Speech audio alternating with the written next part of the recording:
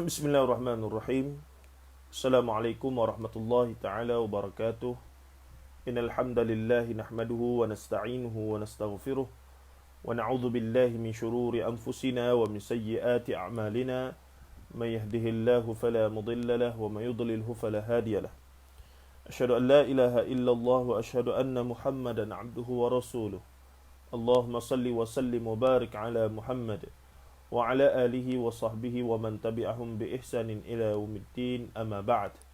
Fa inna asdaqal hadits kitabullah wa khairal hadi hadi Muhammad sallallahu alaihi wasallam wa syarral umuri muhdatsatuha wa kullu muhdatsatin bid'ah wa kullu bid'atin dhalalah wa kullu dhalalatin fin nar, atau kama qala an-nabi sallallahu alaihi wasallam, la nabiyya ba'da.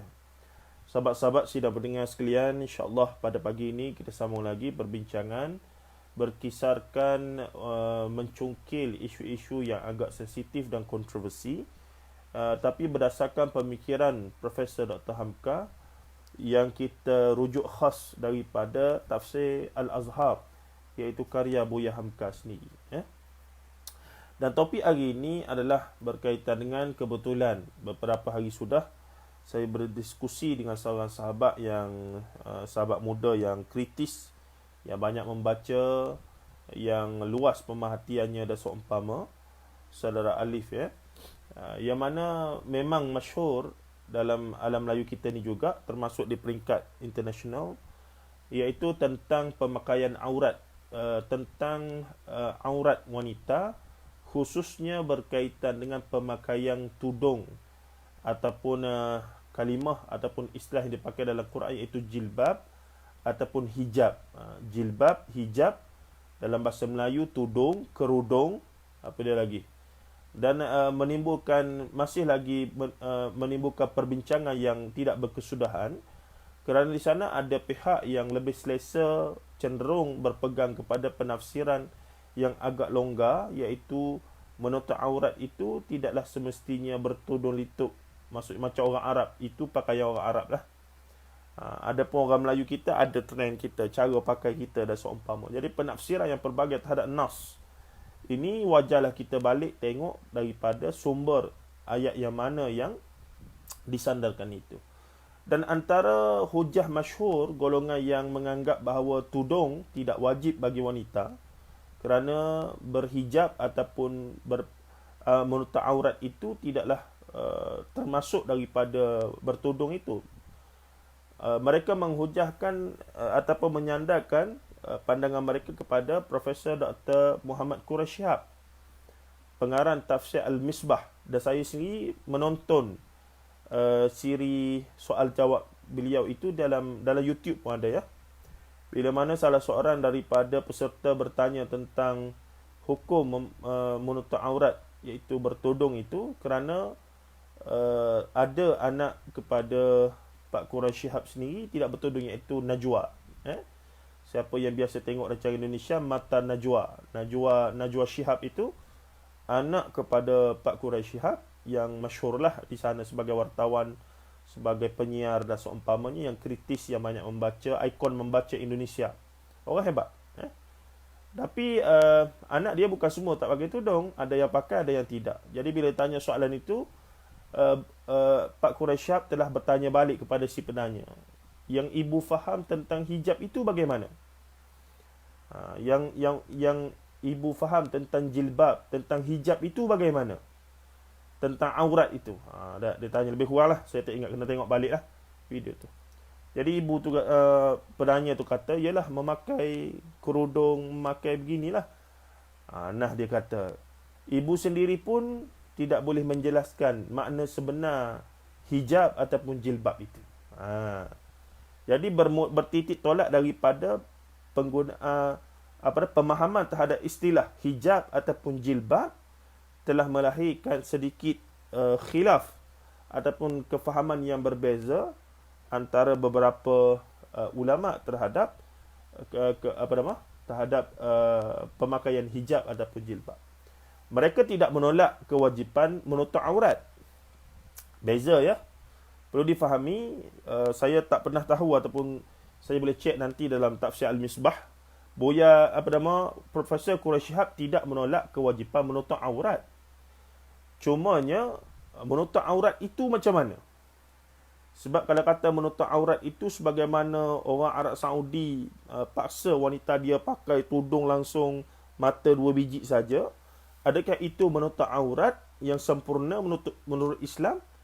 Dan apakah sebagaimana tok nenek moyang kita berpakaian baju kurung apa semua dengan memakai telekung, itu tidak. Maksudnya itulah yang menjadi perbincangan hangat, kerana ia ada latar budaya yang melatari kefahaman terhadap apakah itu menutup aurat ataupun yang lebih tepat berhijab, berjilbab dan seumpamanya. Baik. Jadi antara ayat Quran tentang kewajipan menutup kepala ataupun menutup aurat kerana rambut itu dianggap sebagai aurat ya bagi wanita, ditambah dengan hadis-hadis Nabi lain, makanya menariklah untuk kita tengok bagaimana perbincangan itu berlangsung. Cuma dalam konteks kita nak lihat bagaimanakah Buya Hamka itu sendiri maknanya. Sebab ada juga sahabat-sahabat kita yang berhujahkan bahawa Hamka sendiri, dia punya anak isteri pun tidaklah berhijab dengan sempurna ataupun memakai tudung dengan sempurna. Sekadar tudung kecil begitu sahajalah. Dan itu memang perkara biasa dalam 60-an, 70-an tempoh hari. Ustazah pun memang pakai skaf saja. Itu budayanya pada zaman itu. Maksudnya pada perkiraan kita hari ini, orang zaman tu tak tutup aurat sempurna lah. Jadi syubhat-syubhat itulah yang muncul bagi setengah orang. Mereka menyandarkan kepada Pak Quraisy Shihab, mereka menyandar kepada Buya Hamka dengan beberapa keping gambar yang dijumpai anak-anak Hamka yang sudah dewasa dan seumpamanya, dan juga gambar isteri Hamka masa muda, ada yang tak pakai tudung walaupun ada yang pakai tudung elok dan seumpamanya. Jadi benda-benda begini menariklah untuk kita bersikap, untuk kita melihat apa hakikat sebenar nas Allah kata dan Rasulullah kata, dan kefahaman para ulama muktabar dengan tokoh-tokoh yang kita sandar. Jadi akhirnya kita nak bersikap yang macam mana itu. Ini menarik. Ala kulli hal, dalam kes ini nak dapat tidak, kita mestilah balik kepada apa yang Allah Ta'ala kata dulu. Sebab ayat tentang menutup aurat itu bukan sahaja pada tubuh badan, tapi juga pada mata, menjaga mata, ghaddul basar, menundukkan pandangan dan seumpama, termasuk daripada menjaga aurat. Menjaga aurat orang lain daripada diri kita, dan menjaga aurat kita dulu, dan menjaga aurat orang lain daripada kita, aurat. Dan bagi wanita ada tambahan, iaitu kena berjilbab. Nanti kita akan tengok bagaimana Al-Quran menyebutkan istilah yang jelas, iaitu jalabihin, dan juga hijab dan seumpamanya. Baik. Paling tidak bila bincang bab kewajipan bertudung, bila sebut tudung, dia ada satu konotasi tudung.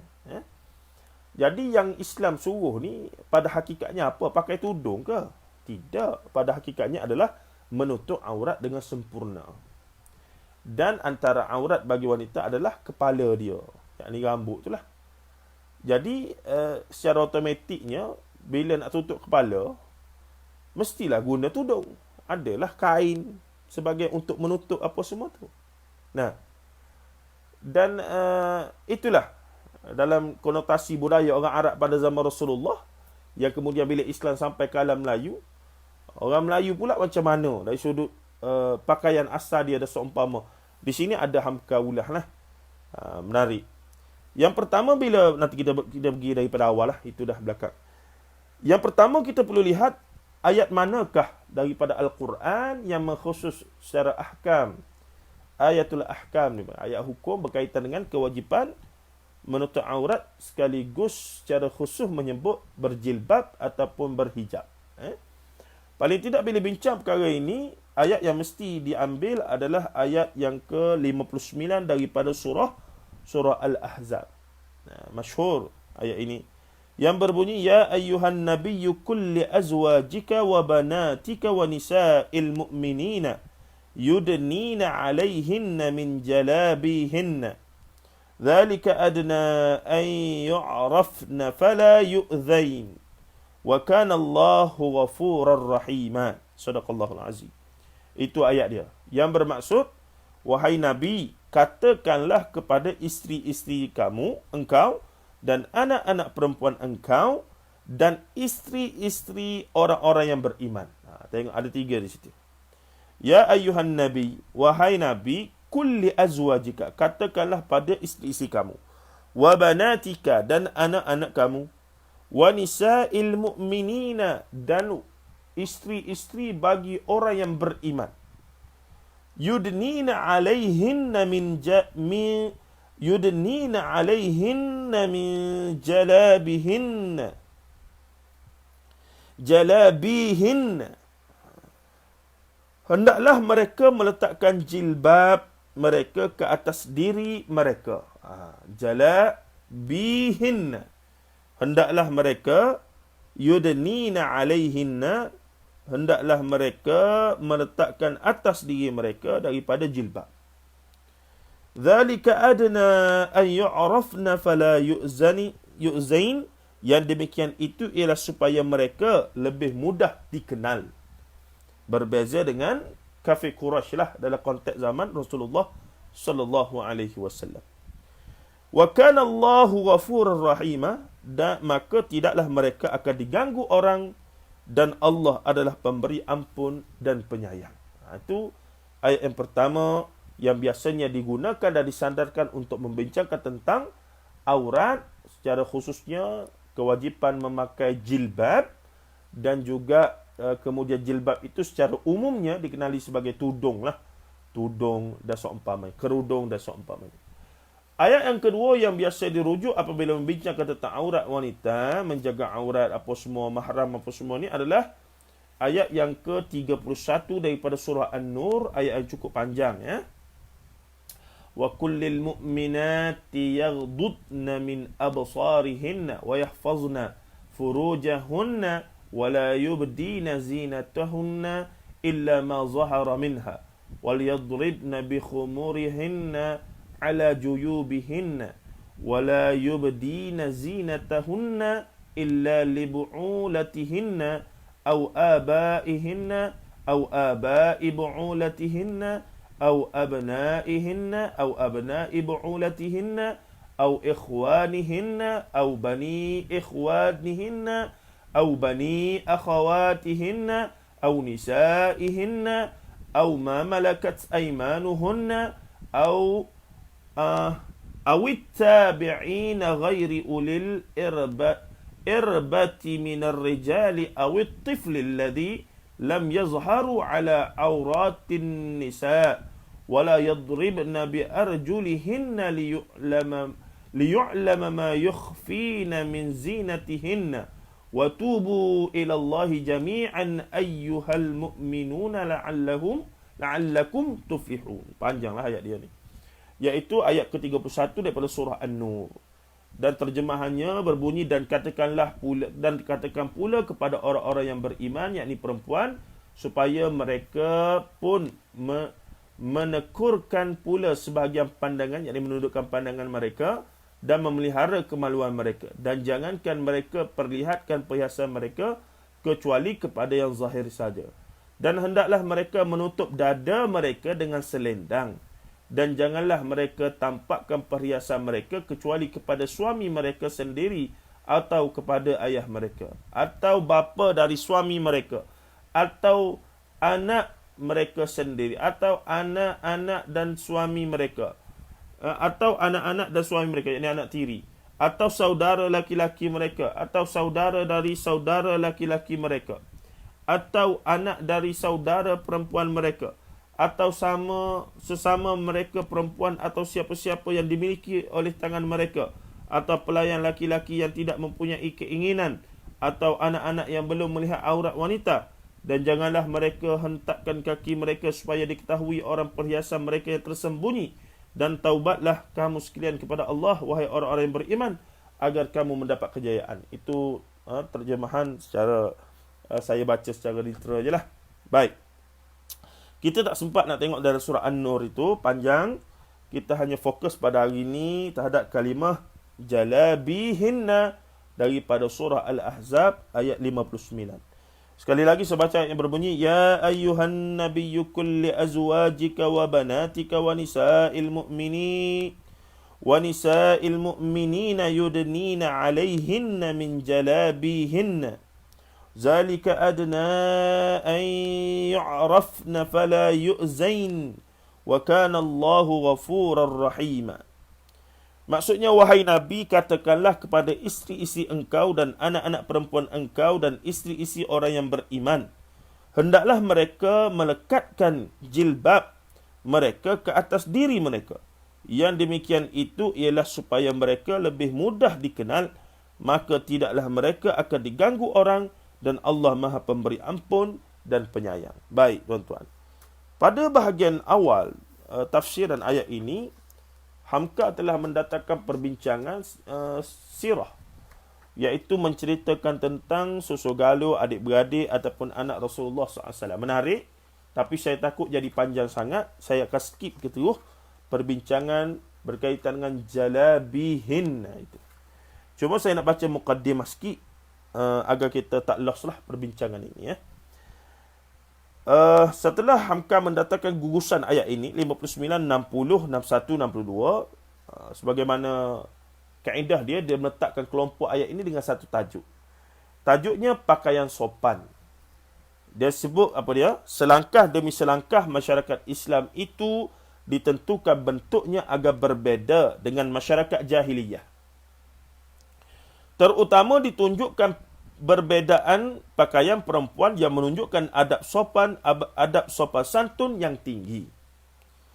Sebelum peraturan ini turun, tidaklah berbeza pakaian perempuan Islam dengan perempuan musyrik, kerana mereka daripada akar budaya yang sama. Kemudiannya, tidak berbeza pakaian budak-budak perempuan pembantu rumah tangga, yakni hamba, dengan pakaian perempuan merdeka. Tidak ada sama langsung, sama lebih kurang.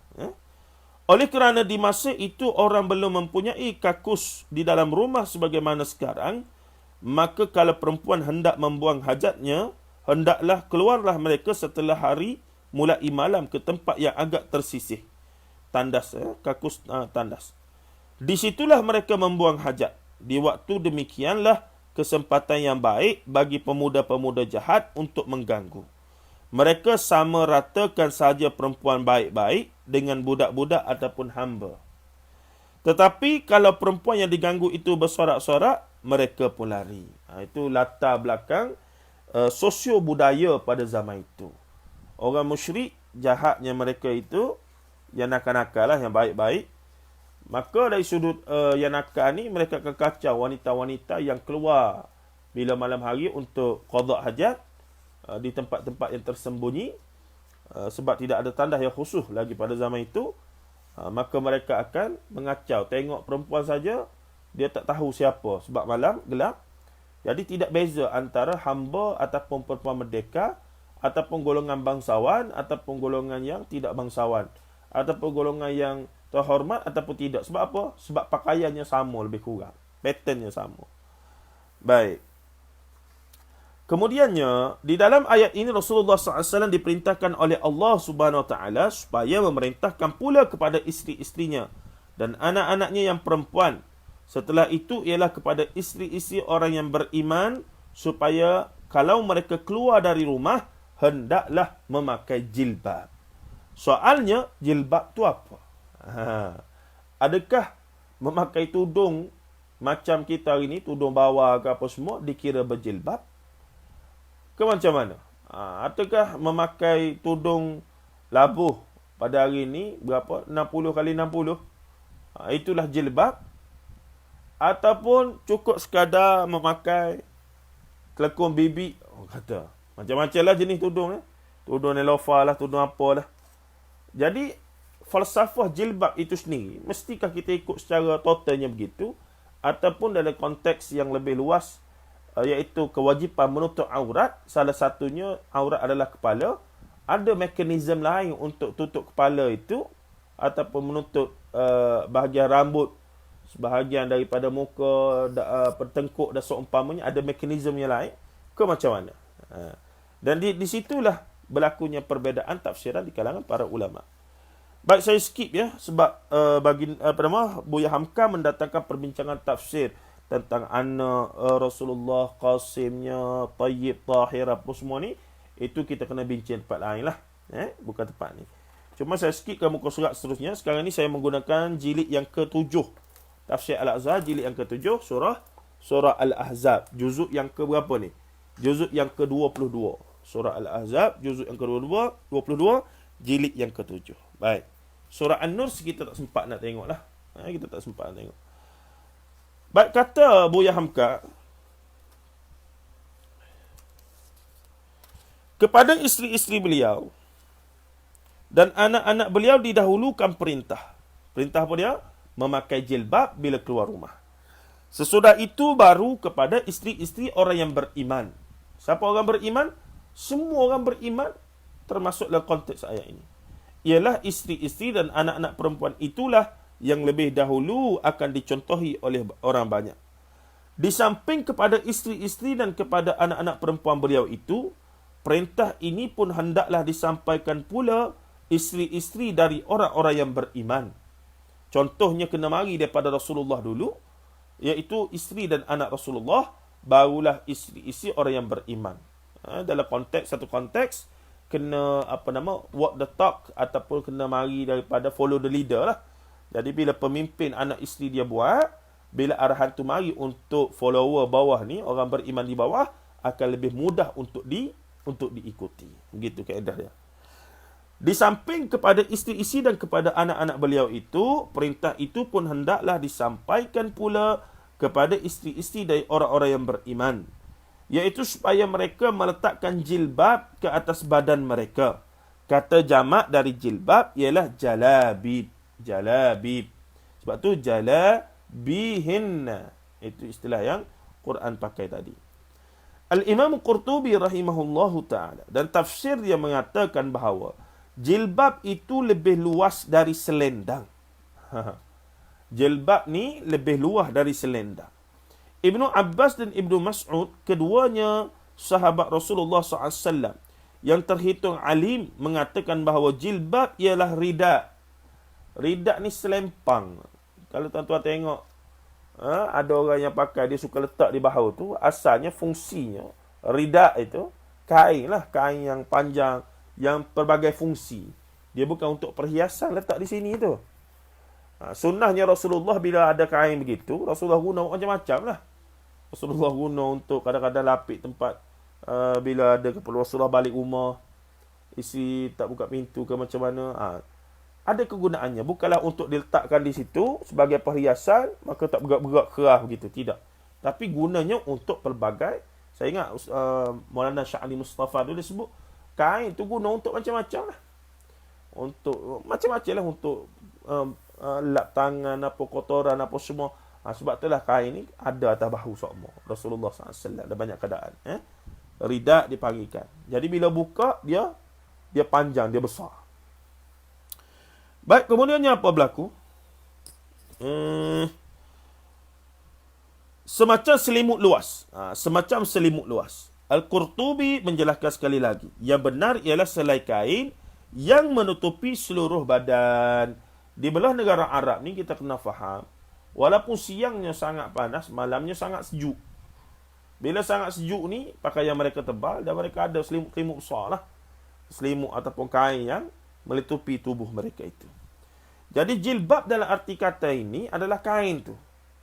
Dia bukan pakaian yang bersama, dipakai di dalam. Tidak. tapi benda yang di luar. Maksudnya di luar ditutup gitu. Barangkali di belah negara Eropah dia macam mantle. Dia pakai begitu, tapi itu lainlah pula konsep. Tapi nak katanya ni ada kain besar yang melitupi badan itu. Baik, kemudiannya Ibnu Katsir rahimahullah ta'ala mengatakan bahawa jilbab ialah ditutupkan ke badan di atas daripada selendang. Ibnu Katsir kata selendang dah pakai. Selendang tutup kepala, tutup tekuk apa semua dah pakai. Tapi di atas itu semua ada selai lagi jilbab. Ada selai lagi. Kalau tuan-tuan boleh tengok Iran. Iran ni walaupun kita tak setuju akidah Syiah dia tu, tapi pakaian mereka tradisional Syiah asal dia tu sangat mengikut syariat lah tuan-tuan ya. Dia pakai di luar tu, dia ada satu lagi di luar ni. Gitu. Baik, kemudiannya apa berlaku?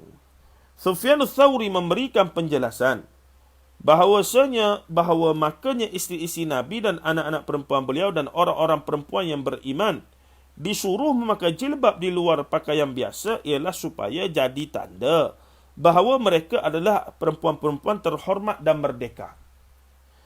Budak bukan budak-budak. Budak-budak di sini adalah hamba. Bahasa Indonesia budak-budak ni hamba. Dayang dan bukan perempuan lacur. Prostitut bukan. As-Suddi berkata, orang-orang jahat di Madinah keluar pada malam hari seketika mulai gelap. Mereka pergi ke jalan-jalan di Madinah, lalu mereka ganggui perempuan yang lalu lintas. Sedang rumah-rumah di Madinah ketika itu berdesak-desak sempit. Maka jika hari telah malam, perempuan-perempuan pun keluar ke jalan mencari tempat untuk membuang kotoran mereka. Di waktu itulah orang-orang jahat itu mulai mengganggu. Kalau mereka lihat perempuan memakai jilbab, tidaklah mereka ganggu. Mereka berkata, ini perempuan merdeka, jangan diganggu. Kalau mereka lihat tidak memakai jilbab, mereka berkata, ini budak ataupun hamba, lalu mereka kerumuni. Itulah sebab maka lanjutan ayat berbunyi, yang demikian itulah ialah supaya mereka lebih mudah dikenali. Maka tidaklah mereka akan diganggu orang, kerana dengan tanda jilbab itu jelaslah bahawa mereka orang-orang terhormat. Itu adalah konteks asal ayat ini diturunkan. Al-Ahzab ayat 59 ini. Iaitu tidak lain adalah untuk membezakan orang beriman dengan orang musyrik, wanita musyrik, antara wanita merdeka dengan wanita daripada kalangan hamba. Baik. Kemudiannya, di hujung ayat tu Allah Ta'ala sebut apa dia? Wa kana Allahu ghafurar rahima. Dan Allah itu maha pemberi ampun dan penyayang. Baik. Cuma menarik. Selepas ini, Buya Hamka mendatangkan perbincangan dalam konteks Indonesia tentang jilbab itu. Di sinilah mungkin kita akan jumpa beberapa pandangan yang menarik dan mungkin kontroversi juga untuk kita melihat sikap beliau. Sebab terbukti kita jumpa gambar beliau dan isteri dan anak-anak juga tidak berjilbab ataupun bertudung dengan konteks yang kita faham hari ini. Maksudnya kita lihat, kita tahu ini cara yang tidak begitu, tidak 100% lah ikut spesifikasi menutup aurat ataupun bertudung sebagaimana yang kita faham melalui nas. Tapi apa alasannya di situ? Itu yang menarik untuk kita tengok nanti. Baik, wa kana Allahu ghafurur rahima. Maksud hujung ayat ini ialah menghilangkan keraguan-keraguan manusia atas kesalahan selama ini. Sebelum peraturan ini turun kerana orang-orang terhormat, perempuan-perempuan beriman berpakaian sama sahaja dengan budak dan perempuan lacur. Jadi sebelum turunnya ayat ini tidak ada beza dari sudut berpakaian antara orang wanita Islam, wanita mukmin dengan wanita kafir ataupun musyrik, dengan juga para pelacur dan juga hamba. Tidak ada beza, sama saja. Menyebabkan bila berjalan dalam gelap malam, menyebabkan orang menyangka mereka ini adalah hamba ataupun pelacur dan seumpamanya. Baik, sama saja dengan koteka di Papua yang khas hanya penutup alat kelamin yang membuat malu orang yang beradab jika melihat orang berpakaian begitu. Iaitu orang Papua New Guinea lah. Indonesia di atas lagi, dekat dengan apa nama, dekat dengan Filipina, apa, dekat dengan atas pada dekat dengan apa, Australia apa semua. Baik, jika orang-orang Papua itu telah hidup dalam peradaban dan kemajuan, nescaya akan ada di antara mereka yang merasa dirinya berdosa kerana selama ini telah membukakan seluruh tubuh di hadapan orang lain, kecuali yang sedikit itu saja yang tertutup. Maka hujung ayat ini pun dapatlah mengenai diri mereka, bahawa Allah SWT sudi memberi ampun dan Allah itu maha penyayang kepada hambanya. Sebelum syariat datang, cukuplah akal dengan sekadar kecerdasan yang terbatas itu saja jadi penimbang buruk dan baik. Dan kemudian Hamka mendatangkan perbincangan jilbab di Indonesia. Yang ini bahagian yang paling menarik. Kita boleh melihat bagaimana Hamka menghuraikan dalam konteks Indonesia tentang arahan Allah untuk berjilbab melalui Rasulullah sallallahu alaihi wasallam. Baik, kita baca lagi. Apa Buya Hamka kata? Ketika penulis datang ke Tanjung Pura dan Pangkalan Berandan dalam tahun 1926, di manakah ini? Wallahu alam. Di Indonesia lah kot. Mungkin boleh Google, mungkin ada tempat ni. Pada tahun 1926, dia beranak pada tahun 1908. Maksudnya 1926, 1918, 26. Umur dia baru lebih kurang berapa ni? Belasan tahun baru. 18 tahun. 1926, dah 18 tahun. Dia ingat tuan-tuan. Bahkan dia masukkan tafsir dia ini, pengalaman itu. Dia kata ketika penulis datang ke Tanjung Pura dan Pangkalan Berandan dalam tahun 1926. Yakni pada umurnya 18 tahun. Penulis masih mendapati kaum perempuan di sana memakai jilbab. Iaitu kain sarung ditutupkan ke seluruh badan, hanya separuh muka saja yang kelihatan.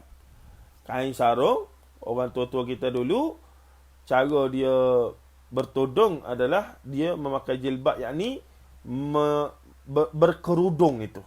Menggunakan kain batik, dia sauk gitu semua.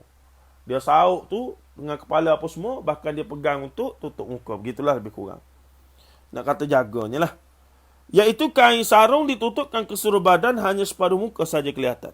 Asal saja mereka keluar dari rumah, hendak menemui keluarga di rumah lain, mereka tetap menutup seluruh badan dengan memasukkan badan itu ke dalam kain sarung, dan salah satu dari kedua belah tangannya memegang kain itu di muka. Nampak tu tuan-tuan? Baik, sehingga hanya separuh yang terbuka, bahkan hanya mata sahaja. Ketika penulis datang ke Makassar pada tahun 1931, sampai meninggalkannya pada tahun 1934, perempuan-perempuan yang berasal dari Selayar berbondong-bondong pergi ke tempat mereka jadi buruh harian, memilih kopi di gudang-gudang di pelabuhan Makassar. Semuanya memakai jilbab, persis seperti di Langkat itu pula. Ini rakaman sosial oleh Buya Hamka sendiri, yang mana memang berjilbab itu dalam konteks jilbab kita berkerudung lah maknanya, bersauk kain sarung itu memang amalan biasa satu masa pada tahun 1920-an tempoh hari. Katanya lagi apa dia? 1930-an. Katanya lagi apa dia? Seketika penulis pergi ke Bima. Bima ni apa? Bima ni mana tuan-tuan? Dia Nusa Tenggara Timur. Tuan-tuan Google lepas ni, Nusa Tenggara Timur. Comel tempat dia. Cantik. Nah, Nusa Tenggara Timur ni, atas lagi pada Pulau Jawa tu lah. Dekat dengan Papua apa semua belah-belah sana dah. Bahkan mereka ada bahasa-bahasa suku mereka sendiri yang sebenarnya tidak difahami oleh orang Indonesia sendirilah, melainkan mereka berbahasa Indonesia. Bahasa kebangsaannya bahasa Indonesia, tapi bahasa sukunya macam orang Jawa, orang Aceh, orang Sulawesi, orang belah-belah Johor, Riau, Lingga itu, mereka ada bahasa suku mereka, bahasa etnik mereka yang kadang-kadang terlalu jauh berbeza. Dia punya selangar, dia punya dialek, kadang-kadang banyak juga sama dengan kita di tanah Melayu dan bahasa Indonesia standard. Wallahu a'lam. Itu kehebatan dan keluasan yang namanya Melayu lah, Kepulauan Melayu kita ni. Baik, katanya lagi apa dia? Setelah penulis pergi ke Gorontalo, Bima, Seketika penulis pergi ke Bima pada tahun 1956. Penulis masih mendapati perempuan di Bima jika keluar dari rumah berselimutkan kain sarung sebagaimana di Langkat 1927 dan di Makassar 1931 itu pula. Yakni 20 tahun kemudian. Pada 1956 itu setahun daripada kita merdeka. 1956. 20 tahun kemudian baru Hamka pergi ke Bima, Nusa Tenggara Timur, dan melihat bahawa di sana pun budaya yang sama masih diamalkan.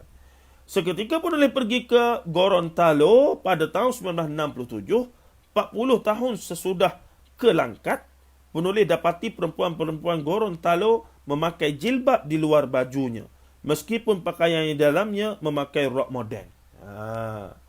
Walaupun di dalamnya berpakaian moden, tetapi tetap di luar masih ada satu kain yang menutup kepala dan seumpadan dan seumpamanya. Pergerakan perempuan Islam di bawah pimpinan ulama-ulama pun membuat pakaian perempuan yang memegang kesopanan Islam yang tidak memperagakan badan.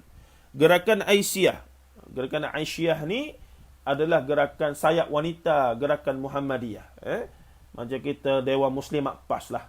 Kalau kata PAS tu Dewan Gerakan Islam.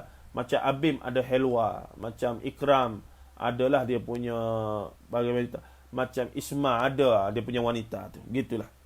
Jadi Aisyah ini iaitu Al-Yunusiyah itu Maryam Allahumma salli Burahmah Al-Yunusiyah ke nama dia tu. Dia punya ketua utama dia itu. Baik, pergerakan perempuan Islam di bawah pimpinan ulama-ulama pun membuat pakaian perempuan yang mengasuh pandang tadi. Gerakan Aisyah di Tanah Jawa atas anjuran Kiai Haji Ahmad Dahlan. Selain memakai khimar, yakni selendang dalam, selendang biasa, ataupun yang kecil, yang dililit ke dada, agar dada jangan kelihatan, dibawa pula untuk menutup kepala. Ketika saya mulai datang ke Yogyakarta pada tahun 1924, 3 tahun sebelum ke Tanjung Pura Langkat, kelihatan di samping khimar penutup kepala dan dada itu, Aisyah pun memakai jilbab di luarnya. Pakaian secara begini menjala ke seluruh tanah air dalam pergerakan Islam.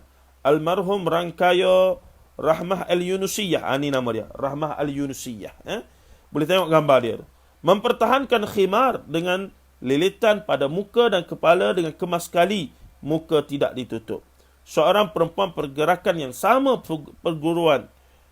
perguruannya dengan Rangkaya Rahmah Al-Yunusiyah, iaitu Rangkaya Hajah Rasuna Said, tidak pernah lepas khimar, selendang itu dari kepala beliau. Menjadi adat istiadat perempuan Indonesia jika telah kembali dari haji lalu memakai khimar, yakni selendang yang dililitkan di kepala dengan di bawahnya dipasak dengan sanggul bergulung sehingga rambut kemas tidak kelihatan. Tetapi di zaman akhir-akhir ini, perempuan-perempuan moden yang mulai tertarik kembali kepada agama lalu pergi naik haji di Jakarta 1974, kata Hamka, pernah mengadakan suatu model show, iaitu peragaan pakaian di Bali Room Hotel Indonesia, memperagakan pakaian moden yang sesuai dengan ajaran Islam dan tidak menghilangkan rasa keindahan, yakni estetika. Beberapa tahun yang lalu, tukang-tukang model di Eropah membuat kaum perempuan setengah gila dengan keluarnya model rok mini, iaitu ni skirt mini skirt, iaitu rok yang sangat pendek ataupun skirt yang sangat pendek sehingga sebahagian besar paha jadi terbuka. Tetapi kemudian mereka bosan juga sehingga timbul rok maxi, iaitu rok ataupun skirt panjang atau long dress, iaitu pakaian panjang sampai ke kaki. Perempuan-perempuan moden yang telah haji lalu memakai long dress atau rok panjang itu jadi setelan pakaian orang haji. Dalam ayat yang kita tafsirkan ini, jelaslah bahawa bentuk pakaian atau modelnya tidaklah ditentukan oleh Al-Quran. Yang menjadi pokok yang dikandung Al-Quran ialah pakaian yang menunjukkan iman kepada Allah SWT, pakaian yang menunjukkan kesopanan, bukan yang memperagakan badan untuk jadi tontonan laki-laki.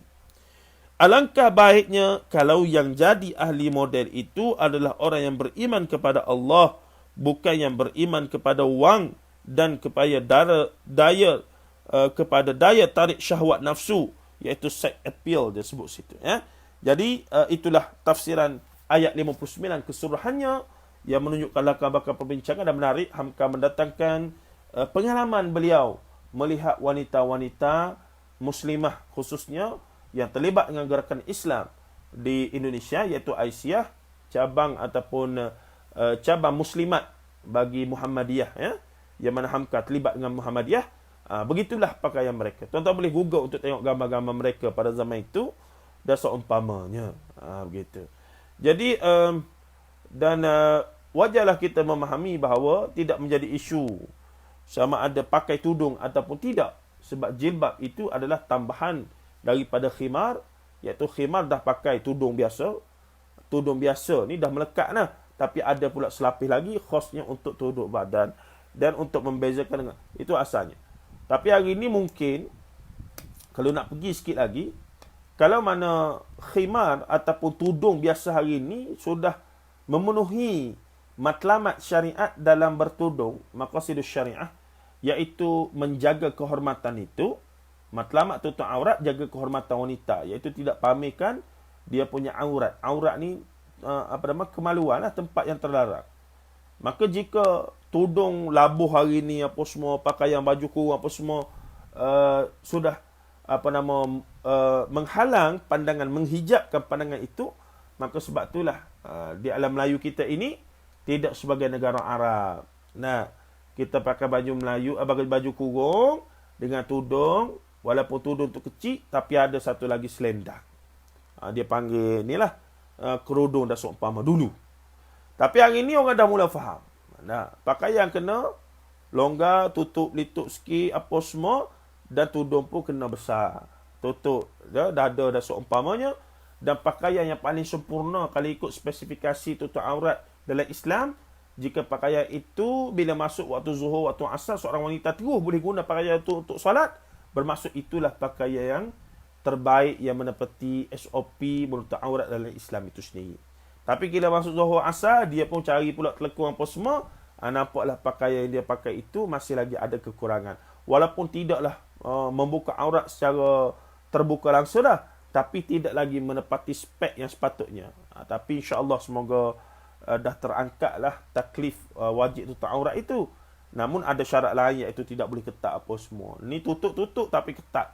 Itu pun tidak menepati maqasid tutup aurat itu. Matlamat tutup aurat. Sebab matlamat tutup aurat adalah untuk menjadi hijab kepada mata orang yang bukan, yang tidak sepatutnya dan seumpamanya. Kerana dalam bab aurat ni, yang pertama kita kena jaga diri kita, iaitu berpakaian sopan. Yang kedua, kita kena jaga diri orang lain daripada kita, dengan menundukkan pandangan, ghadul basar. Wanita kena jaga hak-hak wanita terhadap perkara tersebut, lelaki pun kena jaga hak-hak dia dalam perkara tersebut. Jika dua-dua jaga, maka terangkatlah dosa, ataupun terangkatlah dosa kerana sudah melaksanakan taklif, bebanan syariat kita daripada Allah Azza wa Jalla berdasarkan ayat Al-Quran yang diberikan tadi. Baik. Cuma masih lagi ada syubhat sikit, iaitu mereka yang menggunakan tokoh-tokoh sebagai sandaran. Ya. Mudahnya begini dalam Islam. Ya, tokoh itu penting untuk kita rujuk. Buya Hamka, Profesor Dr. M. Quraisy Shihab. Tak kira lah tokoh-tokoh besar yang Nasir. Di Malaysia kita ada Syekh Said Al-Hadi. Kita ada Syekh Abdullah Fahim. Kita ada Syekh Ahmad Khatib Minangkabawi. Dan seumpama ramai ulama.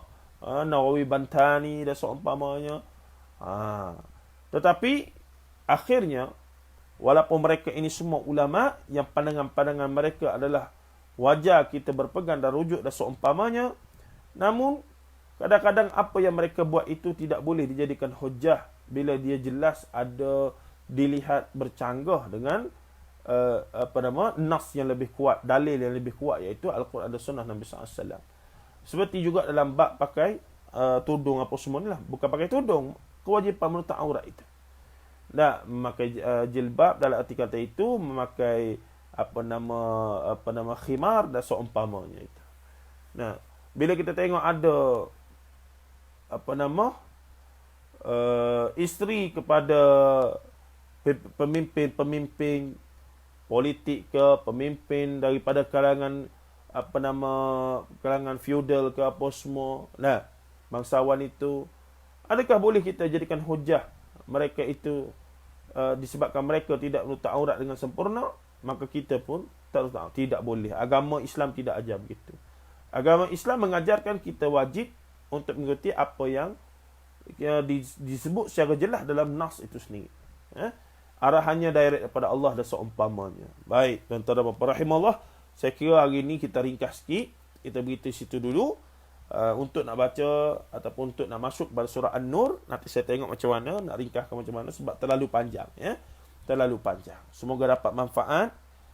Sekali lagi, kita katakan, Buya Hamka tidak ada menyebutkan bahawa tidak perlu pakai tudung ke apa semua. Melainkan kena faham istilah ataupun latar belakang istilah yang digunakan dalam konteks sejarah sosio-budaya zaman tu. Bila disebut jilbab, apa konteks jilbab? Bila disebut khimar, apa konteks khimar? Dalam ayat surah An-Nur, kenapa disebutkan apa dia? وَلْيَضْرِبْنَا بِخُمُرِهِنَّ عَلَى جُيُوبِهِنَّ. Yang bermaksud di situ apa dia? Dan hendaklah mereka menutup dada mereka dengan selendang. Situ pula dia pakai istilah lain. Nah, kena tutup dada sebab pakaian orang Arab zaman tu, disebabkan dia tak pakai khimar lagi, tudung, dan dia tak pakai jilbab pun tak pakai. Tapi baju dia tu pun baju macam jubah yang terdedah dada ni. Dan zaman tu wallahu alam, ada pakaian dalam ke tidak wanita, kelihatannya macam tiada ataupun tidak sebagus hari ni mungkin, menyebabkan bila dia pakai baju yang lehernya besar, maka terdedahlah. Hamkah hurah panjang lah, saya tak nak baca ya. Terdedah dia punya buah dada itu, payudara itu. Jadi dalam ayat surah An-Nur ini menasihatkan bahawa wanita-wanita itu wajar dia pakai satu tudung ataupun disebutkan bukan jilbab, dia panggil istilah situ selendang ataupun khimar, untuk menutup bahagian dada tersebut. Menutup kepala, aurat yang wajib kita tu sampai di sini, dan tutup dada. Nah, dan tambah satu lagi untuk kesempurnaan adalah apa dia? Jilbab tadi. Dan seumpamanya. Wallahu ta'ala alam. Mungkin dalam tafsir lain kita akan jumpa pendapat yang lain pula. Wallahu alam. Mungkin tuan-tuan yang ada tafsir Al-Misbah, boleh juga merujuk tafsir surah Al-Ahzab ayat 59 daripada tafsir Al-Misbah untuk melihat ulasan daripada Profesor Dr. M. Quraish Shihab, yang mana yang sampai pada kita, dia ni orang yang kata tak payah tutup aurat ke macam mana, begitulah. Jadi kenyataan itu mungkin separuh betul dan separuh salah. Setakat yang saya tahu, dia tidaklah tolak untuk menutup aurat. Cuma dia memahami berjilbab ataupun khimar dalam konteks yang adalah dia kefahaman dia dalam membahaskan perkara tersebut. Wallahu a'lam. Itu perlu kita teliti baliklah. Wallahu ta'ala alam. Semoga Allah bagi manfaat pada kita untuk pagi ini, insya-Allah. Terima kasih banyak. Kita jumpa lagi esok kalau ada rezeki, insya-Allah. Sallallahu alaihi wasallam Muhammad wa ala alihi wa sahbihi ajma'in. Walhamdulillah rabbil alamin. Assalamualaikum warahmatullahi taala wabarakatuh.